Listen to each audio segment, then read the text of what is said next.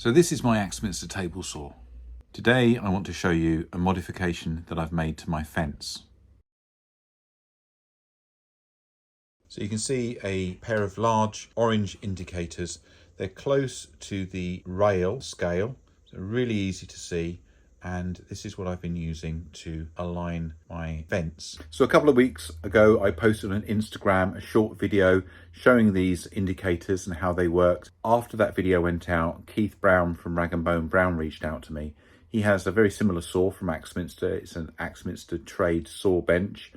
And over the last couple of weeks, I've worked with Keith and I've managed to deliver a similar fix to his saw. He's very happy about that. And put it in a video which I think is going out today, the 7th of April. So I just wanted to sort of walk you through the thinking behind this and show you them in action. Okay, so we've got two indicators. Now on the ones I've made for myself, I've done all this fancy inlaid writing on the 3D printer, which I think looks quite cool. So we've got a main indicator and an auxiliary indicator. So the main indicator you set up once for your usual blade and your usual fence arrangement. Bring that across to the blade. So we come down here and take a look. You can see we're zeroed on the indicator. So as I pull the fence away from the saw blade and come up to, let's have a look, 100 millimeters, then the distance here is 100, and away you go. The thing about this is that this is way better than what was here. So here's the original manufacturer's indicator. There's a lens which sort of magnifies the scale below and a thin line which you use for referencing. But the big issue really is that you've got to be stood bang over it to see. And because the line, in fact, is quite some distance from the scale below, you can kind of get some sort of parallaxing effects. And the lens attracts reflections, which can make it very hard to see the numbers below. Even if, like on this tape, we've got black on white with red, there's quite a high contrast, but you know, you can see that wash out. So again, not too happy with this.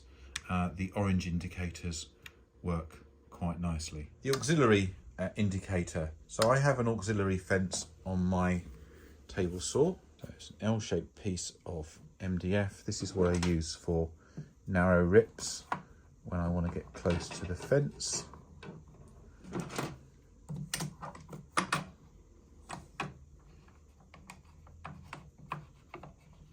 Okay, and these Rockler fence clamps are really handy. I've had them for years.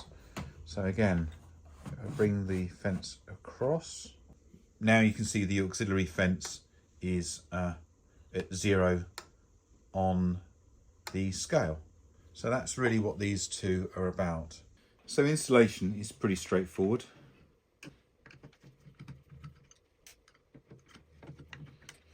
Remove the plastic trim.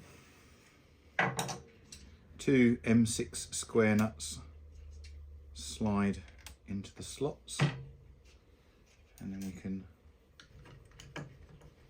then we refit the trim. So the little indicators come with a sort of reverse side. You put a washer on this hex head bolt.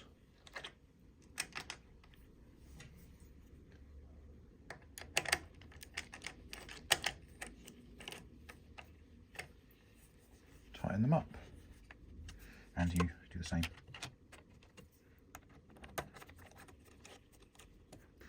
Okay, so next, bring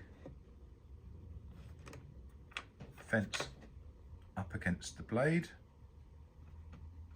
Okay, you want it to be dust touching, no blade deflection. Remember, this is quite a large blade. If you push it from the side, it will bend a little. So there we go.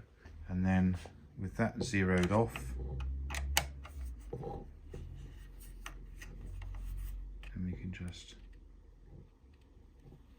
bring the main up, lock it off.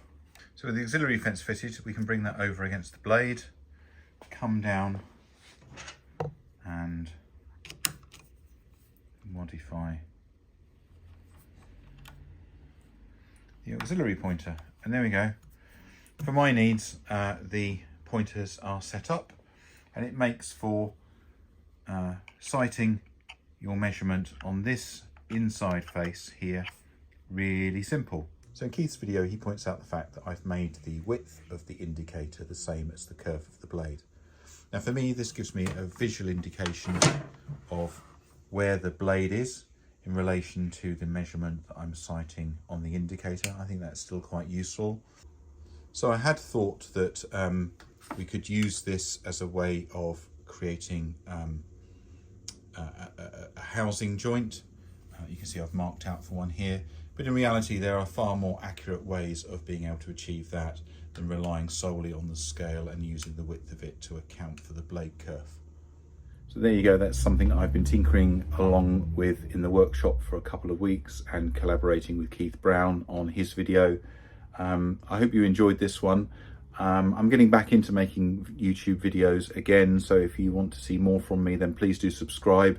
And if you've got any questions about anything you've seen, then please leave me a comment. But for now, cheerio.